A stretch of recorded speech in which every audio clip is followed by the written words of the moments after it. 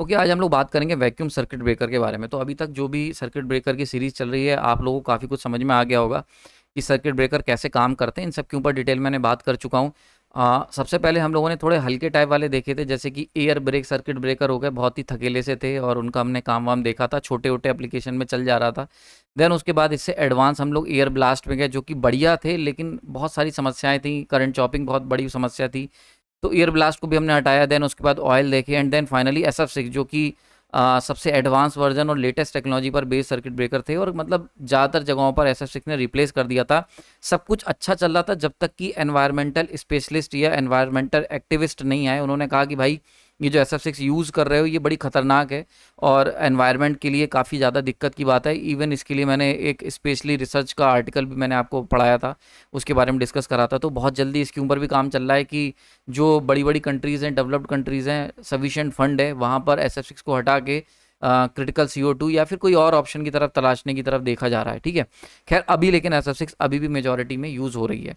Then एक और circuit breaker जो होता है, जो कि अगेन एक पुरानी ओल्ड स्कूल से आता है, वो है वैक्यूम सर्किट ब्रेकर। तो इसके बारे में आज बात करेंगे कि एक्चुअली हुआ क्या। एक्चुअली हुआ ये कि जब भी हमने दो कॉन्टैक्ट जो थे हमारे, मूविंग एंड फिक्स कॉन्टैक्ट, जैसे ही हमने उनको सेपरेट करा, तो वहां पर क्या हुआ, आर्किंग हो गई भाई। ठीक है, चलो आर्किंग वार्किंग हो गई। अब ये जो आर्किंग हुई है, इसके पीछे का अगर आप जड़ में जाओगे, मतलब बिल्कुल रूट कॉज की तरफ देखोगे, तो इस आर्किंग का मेन जो सोर्स था वो था जो आसपास की पार्टिकल्स थे उनका आयोनाइज हो जाना। ठीक है, आयोनाइज हो जाने से क्या हुआ कि जैसे आसपास जो भी एयर थी या जो भी हमारी चीज़ें हैं, वो जब आयोनाइज हो जाएंगी, तो वहाँ पर क्या होता है, उनके अंदर जो फ्री इलेक्ट्रॉन्स होंगे, they heavily participate in the sustainability of the arc.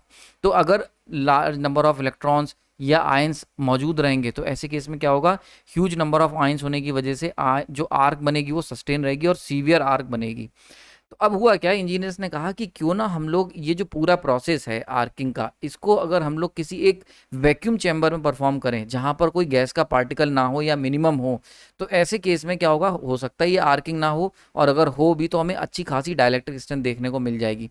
तो वहीं से पिक्चर अंदर एंट्री होती है वैक्यूम सर्किट ब्रेकर की। ठीक है, तो वैक्यूम सर्किट ब्रेकर के अंदर जो मेन पर्पस क्या है, अगर कोई सिंपली आपसे पूछ ले एक रिक्शे वाला कि भैया ये बता दो कि जो वैक्यूम सर्किट ब्रेकर है ये क्या करते हैं, ऐसा क्या मतलब नाम वैक्यूम क्यों पड़ा है, तो सीधी सी बात है, इनके जो मूविंग कॉन्टैक्ट और जो फिक्स कॉन्टैक्ट होते हैं हमारे सर्किट ब्रेकर के, जैसी इनको खबर मिलती है ट्रिप सिग्नल के थ्रू कि भैया अटैक हो गया है, तो ये क्या करते हैं, ये ओपन हो जाते हैं। तो मूविंग कॉन्टैक्ट जो होता है वो पीछे की तरफ खिसक जाएगा और फिक्स कॉन्टैक्ट अपनी जगह पर रहेगा। तो ये जो खिसकना है, ये जो पूरा प्रोसेस है, separation of contact, word important है, technical word, separation of contact. तो जो कॉन्टैक्ट का सेपरेशन हुआ है, ये इन वैक्यूम में किया जाता है। That is whole purpose of, या कह सकते हो ये जो इसका नाम है वो सिग्निफाई करता है। यानी अगर आपसे कोई एक ऊपर ऊपर से पूछना चाहे, कि एग्जाम में अगर आपसे पूछना चाहे कि वैक्यूम सर्किट ब्रेकर में वैक्यूम मतलब क्या होते हैं, तो आप कह दोगे कि इनके अंदर जो मूविंग और फिक्स कॉन्टैक्ट का जो सेपरेशन है वो इन वैक्यूम में होता है। जैसे SF6 in presence of SF6 में होता है कि SF6 आ जाती है। ऑयल में होता है, एयर ब्लास्ट में एयर के प्रेजेंस में होता है, एयर का एक धमाका एकदम से आता है ना। तो वैसे ही यहाँ पर ये वैक्यूम में होता है। बड़ी इंटरेस्टिंग बात मैं आपको बताता हूँ, यहाँ पर मैं जब इसके आर्टिकल तैयारी कर रहा था तो मैंने ये चीज़ नोट करी। डायलेक्ट्रिक स्ट्रेंथ आप जान के हैरान रहेंगे, और जो आर्क की इंटरप्टिंग कैपेबिलिटीज़ हैं वैक्यूम सर्किट ब्रेकर की, वो सुपीरियर होती है पोर्सलिन इंसुलेटर से, oil type, air type, and even SF6 से भी बढ़िया डायलेक्ट्रिक स्ट्रेंथ और आर्क इंटरप्टिंग एबिलिटीज ऑफर करता है वैक्यूम सर्किट ब्रेकर। लेकिन ये सब कुछ ऑफर करता है एक एटमॉस्फेरिक प्रेशर पे, अगर आपने एक एटमॉस्फेरिक प्रेशर मेंटेन करके रखा हुआ है। लेकिन अगर आप क्या करते हो, एक एटमॉस्फेरिक प्रेशर है तो वैक्यूम सर्किट ब्रेकर बहुत अच्छा परफॉर्म करेगा, लेकिन जैसे ही तुम्हारा एटमॉस्फेरिक प्रेशर 7 के करीब जाता है, तो SF6 जो है वो बेस्ट डायलेक्ट्रिक स्ट्रेंथ शो करता है। वहीं पर अगर एटमॉस्फेरिक प्रेशर बढ़ा के 25 एटमॉस्फेरिक प्रेशर की तरफ ले जाओगे अगर तुम, तो ऐसे केस में एयर ब्लास्ट सर्किट ब्रेकर जो होंगे, सोचो मतलब बिल्कुल नीचे वाले जो थे, एयर ब्लास्ट कोई बहुत बढ़िया सर्किट ब्रेकर नहीं था, क्योंकि air again is not a very good insulating medium. तो वो वाला एयर ब्लास्ट सर्किट ब्रेकर भी अच्छी डायलेक्ट्रिक स्ट्रेंथ ऑफर करने लगता है वैक्यूम से। यानी कि हुआ क्या, हुआ ये कि अगर हम एक एटमॉस्फेरिक प्रेशर या उससे कम पर जाते हैं, तो वैक्यूम सर्किट ब्रेकर बढ़िया परफॉर्म करेगा। लेकिन जैसे ही तुम एक एटमॉस्फेरिक प्रेशर से आगे बढ़ोगे, तो जो परफॉर्मेंस है वैक्यूम सर्किट ब्रेकर की वो लगातार डिग्रेड होती चली जाएगी। समझ में आ रही बात है? तो यानी कि ये बढ़िया काम करेगा अगर 1 एटमॉस्फेरिक प्रेशर से कम की बात की जाए। तो सबसे पहले वैक्यूम समझ लेते हैं यार, ये सब चर्चा हो रही है तो मैंने सोचा थोड़ा सा फिजिक्स भी इन्वॉल्व करते हैं ताकि आप लोग को बिल्कुल डीप अंडरस्टैंडिंग हो कि भाई हो क्या रहा है। तो वैक्यूम का मतलब क्या होता है? वैक्यूम सर्किट ब्रेकर पढ़ रहे हो और वैक्यूम नहीं पता, तो वैक्यूम क्या होता है? अगर कोई स्पेस या कोई कंटेनर जिसके अंदर की हवा हम पार्शियली निकाल दें या फिर कंप्लीटली निकाल दें पूरी पूरी, वहां पर वैक्यूम क्रिएट होता है। So that is the main purpose of vacuum, मतलब main meaning significance of vacuum. तो मान के चलते चैम्बर है, इसके अंदर बहुत सारे पार्टिकल्स होंगे, अगर हम इन पार्टिकल्स गैस पार्टिकल्स को निकालने लग जाएं, पार्शियली निकाल पाओगे, कंप्लीटली निकालना बहुत मुश्किल की बात है, वो काम तुम्हारा स्पेस में हो जाता है। लेकिन अगर अर्थ पे हो तो इसी को निकालने में तेल निकल जाता है। तो भैया अगर हम पार्शियली भी निकाल देते हैं तो it will create a vacuum. समझ में आ रही बात है?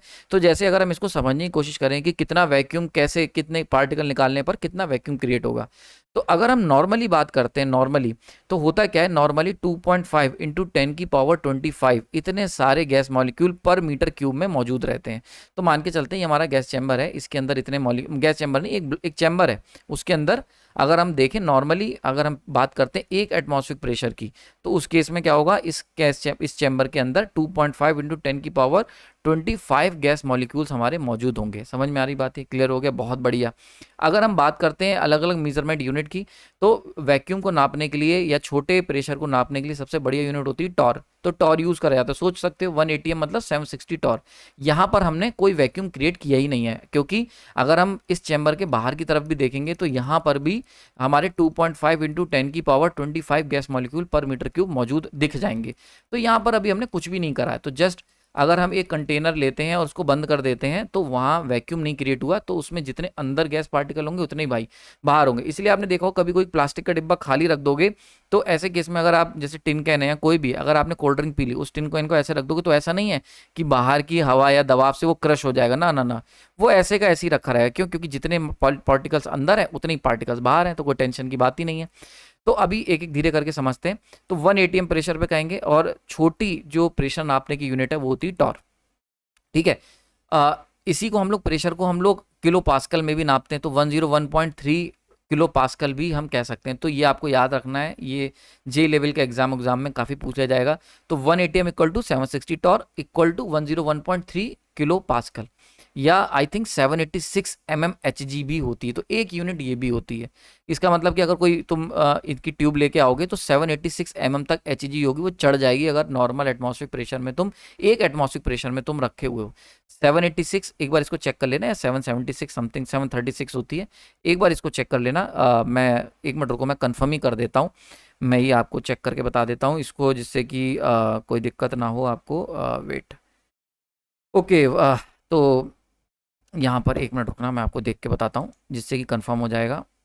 हाँ 760 है, इसको करेक्ट कर लेना, इसीलिए मैंने कहा यार मेरे को डाउट था। 760 ऑफ HG। ये भी सब चक्कर क्या है ना यार, देखो एक बात आप समझो, अगर आपने कभी भी मतलब इलेक्ट्रिकल इंजीनियरिंग किया, अगर आपने फिजिक्स भी पढ़ी हो तो आपने देखा होगा कभी हम लोग पास्कल में नापते हैं, कहीं पर न्यूटन में नापते हैं, कहीं पर हम लोग ब्रिटिश यूनिट्स होती हैं, बहुत सारी चीज़ें हैं। तो एक बात समझो, ऐसा है कि साइंस जो है ना वो अक्रॉस दी वर्ल्ड डेवलप हुई। मतलब इसमें बहुत बड़ा योगदान जो था वो फ्रेंच का रहा, ठीक है, इटालियन था, है ना, और आपका ब्रिटिशर्स थे, उन्होंने इंग्लैंड, यूके में, आपको पता ही है यूके में बहुत इस पर रिसर्च होती थी। इवन अगर आप बात करते हो लंदन जो था, वहाँ पर सबसे ज़्यादा अच्छी खासी रिसर्च हुई, अगर आप बायोग्राफीज पढ़ोगे बड़े बड़े साइंटिस्ट की। तो ऐसा नहीं है कि कोई भी चीज़ जो है वो केवल एक पार्ट में हुई, और मतलब अक्रॉस दी वर्ल्ड रिसर्च चलती थी साइंस की। तो ऐसे में क्या होता था, जब भी कोई नई रिसर्च होती थी तो ऐसा भी नहीं होता था कि केवल वो रिसर्च एक जगह पर होगी और बाकी लोग नहीं कर रहे होंगे सेम रिसर्च। तो जैसे प्रेशर के ऊपर केवल ऐसा नहीं है केवल यूके में काम हो रहा था भाई, पूरे अक्रॉस दी वर्ल्ड काम हो रहा था। खासकर अगर मैं बात करता हूँ तो वेस्टर्न वर्ल्ड में ज़्यादा काम हो रहा था, इंडिया वाले तो पूजा पाठ में व्यस्त थे, इंडिया में इतनी खास रिसर्च नहीं हो रही थी। भले ही आज कोई भी लोग स्यूडो साइंस के ऊपर कितनी भी बातें करें कि भाई ये हमारे यहाँ से निकला हुआ है, लेकिन जो चीज़ दर्ज नहीं कराई गई, जो चीज़ कह सकते हो कि पहले नहीं लाया, रिसर्च का मतलब जिसने पहले पब्लिश कराया उसके नाम पे रिसर्च स्टोर होगी। अब हमने नहीं कराया तो ये हमारी गलती है। फॉर एग्जाम्पल, अगर आज कोई आपके पास आइडिया है, उसको पेटेंट नहीं कराते और कल कोई फॉरेन कंपनी करा दे, तो तुम ये कहोगे कि ये हमारा आइडिया था, इसका कोई मतलब नहीं है, आपने क्यों नहीं कराया। तो वही चीज़ है, तो अगर हो भी रखी होगी लेकिन उसका कोई प्रूफ नहीं है डॉक्यूमेंटेड, तो अगर हम बात करते हैं डॉक्यूमेंटेड प्रूफ की, तो वेस्टर्न वर्ल्ड में सबसे ज़्यादा रिसर्च चलती थी, तो वहाँ पर जो है बढ़िया काम हुआ। तो क्या हुआ कि कुछ चीज़ें जो थी वो फ्रेंच लोगों ने ढूंढी, कुछ जो चीज़ें थी वो यूके में हुई, कुछ जो चीज़ें थी वो यूएसए में अमेरिकन स्टैंडर्ड जैसे अमेरिकन में हुई। तो अब हुआ क्या कि ऐसे में सबने अपनी अपनी यूनिट्स बना दी। किसी ने प्रेशर को M760 mm ऑफ HG पे देखा कि मतलब अगर एक ट्यूब हमने रख दी रूम के अंदर, तो उसके अंदर जो HG है मरकरी, वो 760 mm तक ट्यूब में भर जाएगी। अगर ऐसा हो रहा है तो हम कह देंगे भैया ये नॉर्मल एटमॉस्फेरिक प्रेशर है हमारा, ठीक है। किसी ने इसको ATM एटमॉस्फेरिक प्रेशर का, उन्होंने कहा ये सब याद रखना बेकार है, ये बिल्कुल मज़ा नहीं आ रहा, इसकी जगह इसको सिंप्लीफाई करो तो इसको कह देते हैं हम 1 ATM, बहुत ही सिंपल लगेगा, 1 एटमॉस्फेरिक प्रेशर। अच्छा, ये तो हो गया हाई प्रेशर की जब हम बात करते हैं। लेकिन अगर हम बहुत कम प्रेशर पे जाएंगे, जैसे वैक्यूम को नापना होगा, तो उसके लिए क्या हुआ, टॉर में निकाला गया, तो 1 यूनिट टॉर दी गई। इसी तरीके से पास्कल जो थे उन्होंने प्रेशर पे काम करा, तो उन्होंने अपने नाम जोड़ दिया भैया। जैसे मान लो कल मैं कोई नई चीज़ बना दूं, तो मैं प्रांजल के नाम से यूनिट बना दूंगा, प्रा करके यूनिट बना दूंगा या प्रांजल करके यूनिट बना दूंगा, ठीक है। कि जैसे 34 प्रांजल, इसका मतलब इतनी सर्टेन मतलब मीजरमेंट की यूनिट्स हैं। तो ये सारी यूनिटें आपको याद होनी चाहिए, पेपर में क्वेश्चंस काफ़ी बार आए हुए हैं, ठीक है। चलो आगे चलते हैं। तो अब क्या हुआ, अगर हम इसमें से अब हमें वैक्यूम क्रिएट करना है, तो वैक्यूम क्रिएट करने का सबसे बढ़िया तरीका क्या है कि इसके अंदर के कुछ पार्टिकल्स को बाहर कर दो, ठीक है। तो कुछ गैस उठा के अगर बाहर फेंक दोगे, तो देखो बाहर अभी कितने हैं, बाहर यहाँ पर भी 2.5 इंटू 10⁻25 है, अंदर भी 2.5 इंटू 10⁻25 है, कोई दिक्कत नहीं। जैसे ही हम कुछ पार्टिकल्स को बाहर कर देते हैं, तो अंदर कितने रह गए, मान के चलते हैं 8.1 इंटू 10⁻23 गैस पार्टिकल्स रह गए। जो पहले 25 थे वो 23 रह गए 10 की पावर मॉलिक्यूल्स पर मीटर क्यूब। इसको हम कहेंगे लो प्रेशर, अगर हमने थोड़े से पार्टिकल बाहर फेंके। अब क्या होगा, ऐसी कंडीशन में बाहर कितने 2.5 इंटू 10⁻25, अब ये तो ज़्यादा है। तो ये क्या करेंगे, बाहर हाई प्रेशर हो गया कंपेयर टू दी अंदर, अगर हम अंदर की बात करते हैं यानी कि इनसाइड दी कंटेनर, ये लो प्रेशर का काम करेगा। अब ऐसे में सारे पार्टिकल जो होंगे बाहर के अंदर जाना चाहेंगे, high pressure to low pressure. और इसी की वजह से अगर आपने कैन लिया है कोल्ड ड्रिंक का और उसके अंदर की कुछ गैस बाहर निकाल दी, तुरंत ही सब लोग चढ़ जाएंगे एकदम से, और वो कैन जो होगा स्क्यूज कर जाएगा। ये आपने फिजिक्स के एक्सपेरिमेंट देखे होंगे, आजकल यूट्यूबर्स बहुत सारे कराते रहते हैं, देख लेना। तो ये कहलाता है लो वैक्यूम। अभी भी बहुत बढ़िया वैक्यूम नहीं हुआ, केवल हमने थोड़े से पार्टिकल निकाले हैं। तो अंदर का अगर प्रेशर नापोगे 25 टॉर या फिर 3 के पास्कल हम लोग कह सकते हैं इसको। देन आता है, इसके बाद आता है हमारा मीडियम वैक्यूम, यानी कि हमने और पार्टिकल्स निकाल दिए, 10⁻25 थे, उसके बाद 10⁻23 करीब किए तो लो हो गया।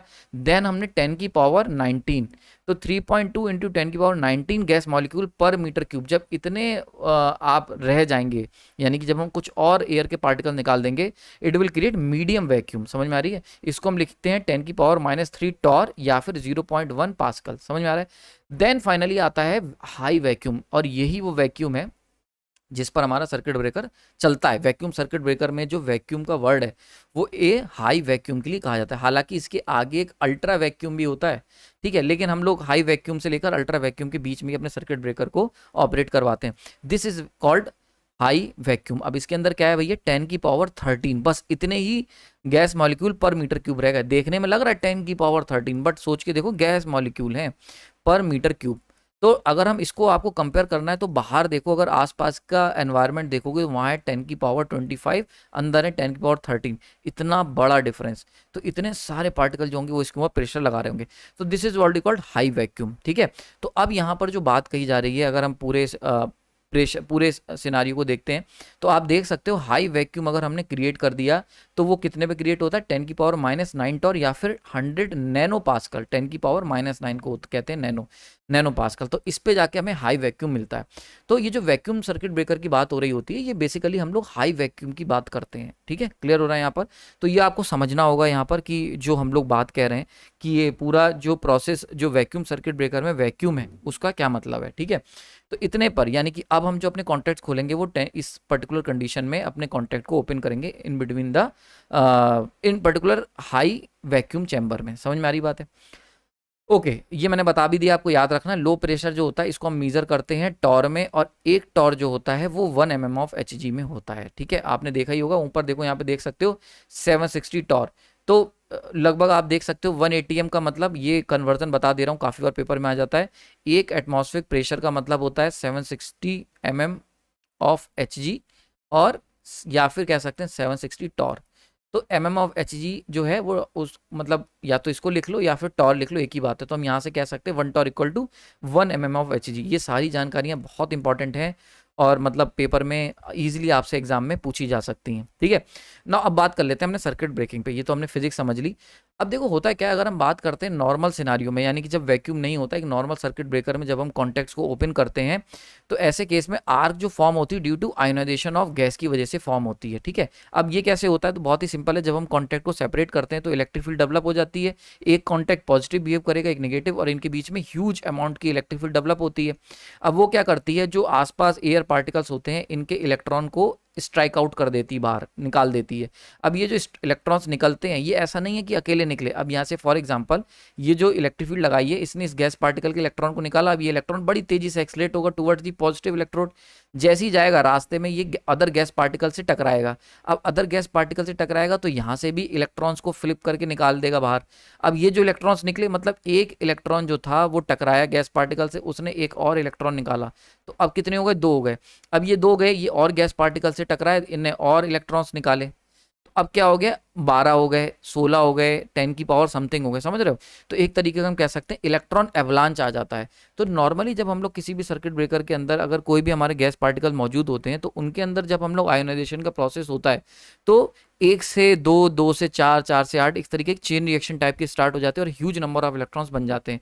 और यही जो इलेक्ट्रॉन्स होते हैं यही आयोनाइजेशन ऑफ गैस की वजह से ये पूरे चैम्बर को कवर कर लेते हैं। और इसी में यही जो इलेक्ट्रॉन्स हैं they are responsible for the arc sustainability, यानी कि आर्क जो हमारी सेटअप होती है या कह सकते हैं जो आर्किंग का फिनोमेना है वो इन्हीं इलेक्ट्रॉन के ऊपर रिलाय करता है। समझ में आ रही बात है, ठीक है। अच्छा एक बात और समझ लो, इस पूरे प्रोसेस के दौरान जो गैस पार्टिकल्स हैं वो भी पॉजिटिव आयंस बनते होंगे, क्योंकि अगर इलेक्ट्रॉन निकल जाएगा तो they will become the positive ions. बहुत सिंपल सी फिजिक्स है।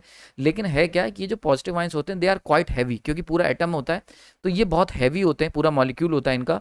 तो ऐसे केस में ये इतना ज़्यादा पार्टिसिपेट नहीं करते, क्योंकि आपको पता ही है हैवी आयंस जो होते हैं वो किसी भी आयोनाइजेशन प्रोसेस में बहुत इंपॉर्टेंट रोल प्ले नहीं करते, क्योंकि वो मूव ही नहीं करेंगे और वो जो है उनकी मोबिलिटी कम होती है तो वो आर को सस्टेन करने में हेल्पफुल नहीं होते।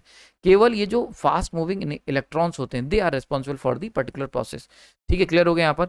तो इसको हम कहते हैं इलेक्ट्रॉन एवलांच। ये होता है जब हम नॉर्मल सिनारियो की बात करते हैं जहाँ वैक्यूम नहीं है, जहाँ पर 2.5 इंटू 10 की पावर 25 मॉलिक्यूल पर मीटर क्यूब मौजूद होते हैं, इतने सारे मॉलिक्यूल्स होते हैं, वहाँ पर ये होता है।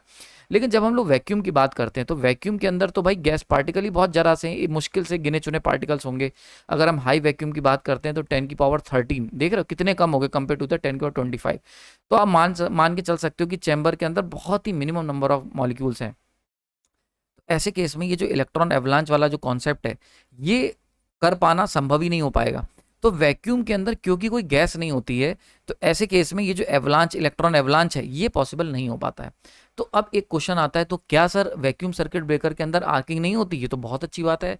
तो जब इंजीनियर्स ने इसको बनाया और देखा तो उन्होंने कहा नहीं, आर्किंग होती है। अब ये बड़ा एक डिफिकल्ट सा क्वेश्चन था कि जब यार नॉर्मली जो आर्किंग होती है वो ionization of gas and electron avalanche की वजह से होती है, जब गैस ही नहीं है तो फिर आर्किंग कैसे हो रही है? क्योंकि हमने तो इसीलिए वैक्यूम सर्किट ब्रेकर बनाए थे कि आर्किंग होनी नहीं चाहिए थी, तो फिर कैसे हो गई? तो इसको जरा समझते हैं। तो साइंटिस्ट ने जब इसकी स्टडी करी तो उन्होंने कहा यहाँ पर पिक्चर के अंदर एंट्री होती है फील्ड एमिशन की। समझ में आ रही बात है? तो ये जो आर्क फॉर्म होती है वैक्यूम सर्किट ब्रेकर में, ये आर्क को बनाने के लिए जो आयंस चाहिए, जो इलेक्ट्रॉन्स चाहिए, वो कहाँ से आते हैं? वो आते हैं इलेक्ट्रोड से। इसको जरा बहुत अच्छे से समझते हैं, ये थोड़ा सा एक हाई लेवल का, हायर ऑर्डर का थिंकिंग का कॉन्सेप्ट है। समझते हैं फील्ड एमिशन। अगेन हम लोग फिजिक्स की तरफ चलते हैं।